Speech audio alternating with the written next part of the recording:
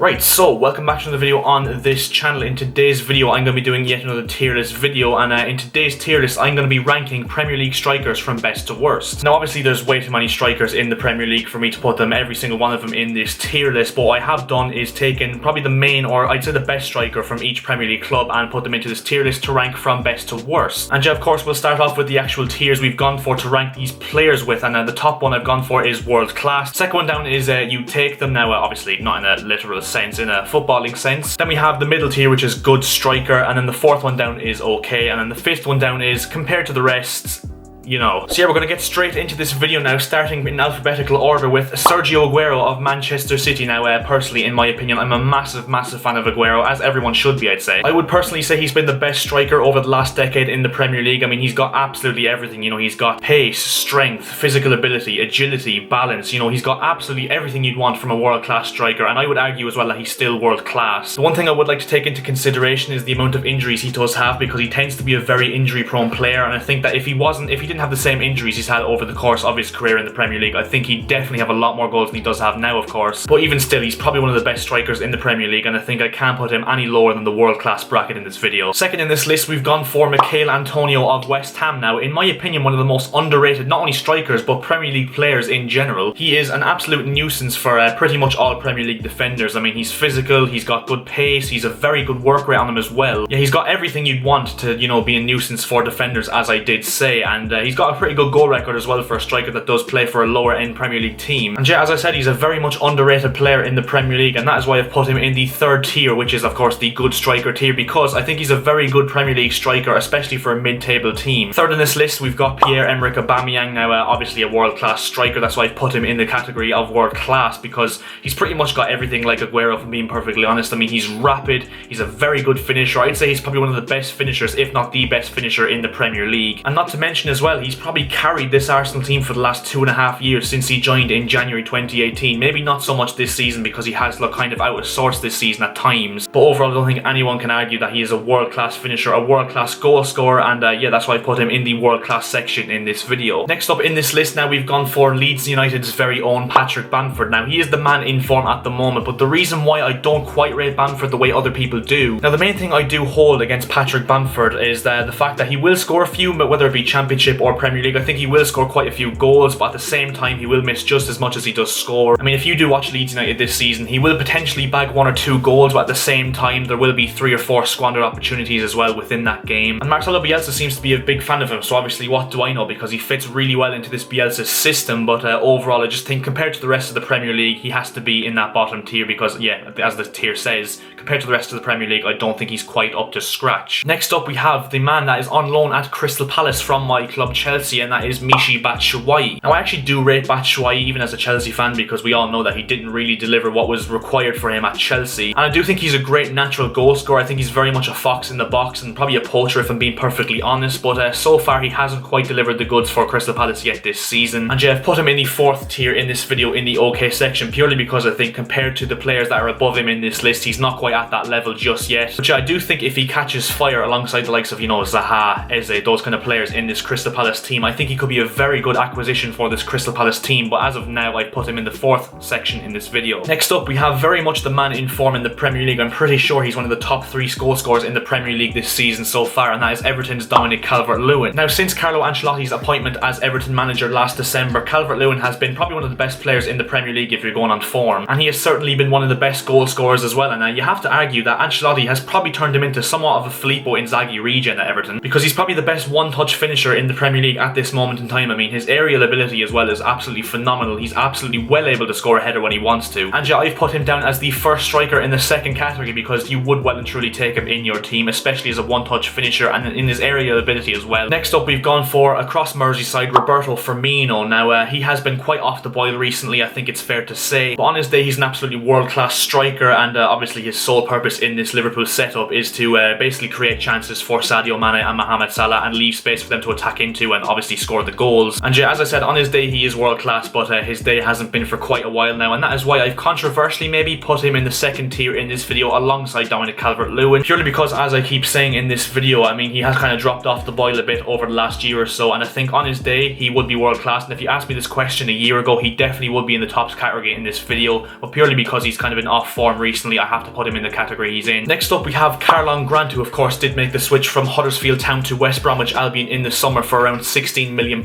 Now I've put him in the fourth category in the OK striker section. Now I actually do rate Grant as a striker on Premier League level. I mean, he showed in that very abysmal Huddersfield team in 17-18 when he did join in January. He's well capable of making his mark in the Premier League. I mean, he was one of the bright lights in that Huddersfield team that were just absolutely horrific, and so far he has shown signs of promise that he will do it once again for West Brom. And like I said for Michy Batshuayi, in this West Brom team, if Grant does get going, especially alongside the likes of Diangana and Pereira, I think he could cause major damage for a lot of Premier League defences. And yeah, that's why I put him in the OK section, purely because compared to the rest of the Premier League strikers ahead of him in this list, I don't think he's quite at that level just yet. Next up we have a man who is unfortunately out for the next 6 to 8 weeks with a major injury, and that is Danny Ings of Southampton. Now I would argue he's probably one of the best natural finishers in the Premier League, and since he's left Liverpool he's really shown what he's capable of in the Premier League. I mean, if you look at some of the goals he scores for Southampton, even his one last weekend against Aston Villa in that 4-3 victory, I mean, that was an absolutely beautiful strike in off the crossbar. And if you look at his goal record as well, I mean, I'm pretty sure he scores the majority of Southampton's goals, and even if he doesn't score them, he's very much getting assists in those goals as well, so he's got a major impact on this Southampton team, and I'm very interested to see how Southampton get on without him for the next 6 to 8 weeks. And I've put him in the second category alongside Calvert-Lewin and Roberto Firmino, because I think he's one of the most underrated strikers in the Premier League. I mean, I know a lot of people do rate him at this stage, but he's one of the best natural finishers in the Premier League, and I think we're now getting to see him in his Southampton shirt, the way we didn't get to see him quite often in that Liverpool shirt in 2016. So yeah, I think that Danny Ings deserves to be in the second tier in this video. Now, next up we have the Wolves and Mexican hitman Raul Jimenez. Now, another one that I would say is probably underrated by most Premier League fans, even though a lot of people do rate him. I think he's very much still underrated because he's an absolutely brilliant striker. He's probably one of the most clutch players, if not the most clutch player in the Premier League, because if you look at his goal record, I mean, most of them do come very late on in the game for Wolves. He has all the attributes as well to succeed in the Premier League. He's very physical, he's got a very good work rate, he's very good at pressing as well, which is obviously what a Wolves striker is required to do in the Premier League now. And yeah, I've chosen to put him in the second top category in the you take them section, because I think he's probably one of the best strikers in the Premier League in terms of natural ability, work rate, you know, physicality. He's got it all really, and yeah, I think he deserves to be in that category. Next up we have the man himself, Harry Kane, obviously a man in form once again. I mean, him and Heung-min Son have formed an absolutely lethal partnership so far this season, and do I need to say any more? He has to be in the top section, because in my personal opinion he's probably the best striker in the Premier League in terms of like the fact that he has everything. Not only is he a natural goal scorer, he's very physical as well, he's actually quite fast as well, but not only that as well, he's a very creative player. When he's not scoring goals, he's setting them up, and I'm pretty sure he has the most assists in the Premier League this season, which is just absolutely exemplary really for a striker. And yeah, as I just said, I think he is the best striker in the Premier League in terms of the fact that he has pretty much everything you'd want in a perfect striker, and that is why I've put him, of course, in the top section in this video. Next up we have Anthony Martial. Now, he is one that very much divides opinion, and the bracket I put him in will probably divide opinion as well, because I have put him in the second top category, not in the world class section. Now, don't get me wrong, I do think Martial on his day can be world class, because I think he's a very good natural finisher. He's obviously very fast, he's got a lot of flair to him as well, but overall, as I said, it's the thing that always gets said about Martial. He is very inconsistent, and sometimes he just looks disinterested in the games, and yeah, that's why I don't quite think Martial is up to that world class level just yet, because of course a world class striker is expected to deliver on a weekly basis, which Martial hasn't done as yet. Next up we have Neil Mopey of Brighton. Now, another one that kind of divides opinion as well, but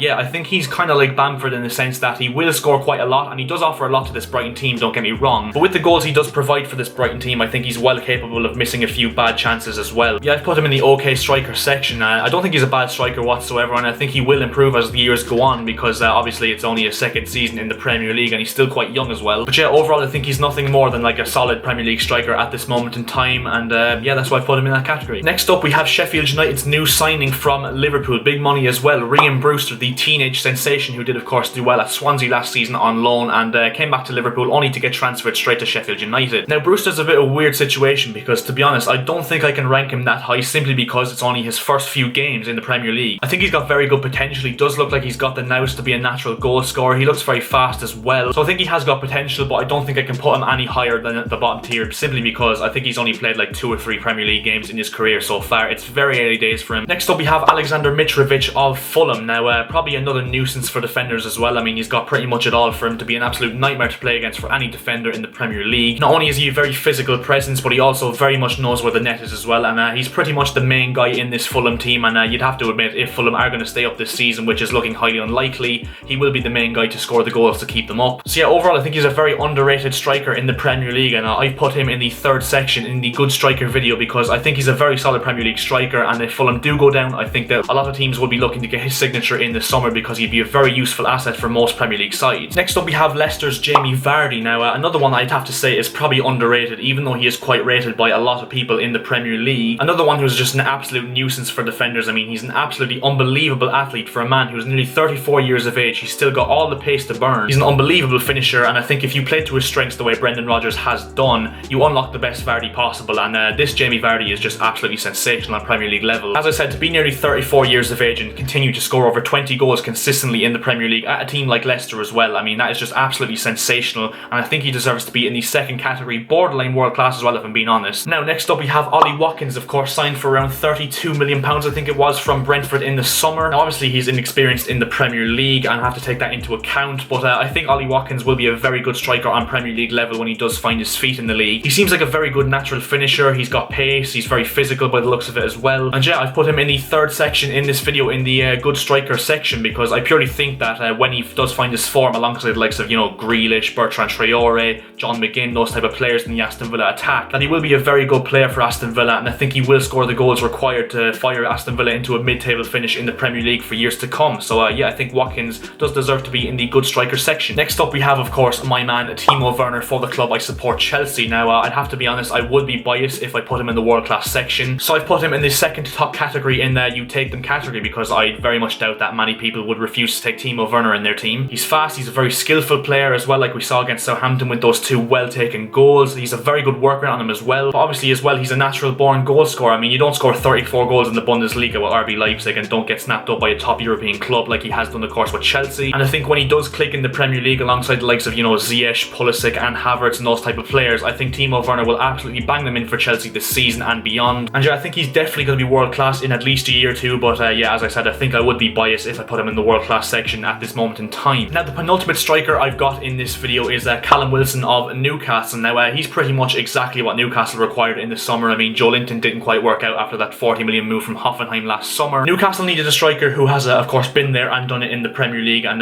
will do it on the Premier League stage in terms of goal scoring, and that's exactly what they've got in Calum Wilson. He's a very smart striker as well. He's very intelligent of where to get into the right positions to score goals, and once he gets into those positions he's very clinical as well. So yeah, I've put Calum Wilson in the third section in the good striker section because I think he's a very, very underrated Premier League striker once again. And the final striker we've gone for in this video is Burnley's Chris Wood. Now another one I would say is probably quite underrated. I mean, I know I should probably make a section alone for the strikers I've called underrated in this video because there's quite a few of them. What I really like about Chris Wood is he does exactly what it says on the tin. He does absolutely everything that's expected of him in this Burnley system. He's very physical, and not only that, he's a very decent finisher, but most important, he is very capable of, you know, taking it down on the chest from the long ball and laying it off to someone like Ashley Barnes or Jay Rodriguez or Mate Vidra, whoever's playing alongside him. And I'd say he's an absolute dream to work with for Sean Dyche because, as I said, he does exactly what is required of him in this Burnley system. So yeah, I put him in the third section in this video because, yeah, as I keep saying, he does absolutely what is required of him, and I think that you can't do no wrong with someone like Chris Wood in the team. So yeah, as you can see on your screen, that is the final tier list we have gone for in this video. So if you agree or disagree with any of the selections I've gone for in this video, make sure to leave it down in the comment section below and make your voice known. And yeah, that is where we're going to leave this video. So if you did enjoy, make sure to leave a like on the video below. That'd be very, very much appreciated. If we could hit 10 likes on this video, that'd be very much appreciated. Also, make sure to subscribe to the channel if you are new. We're looking to hit 700 subscribers as soon as we possibly can.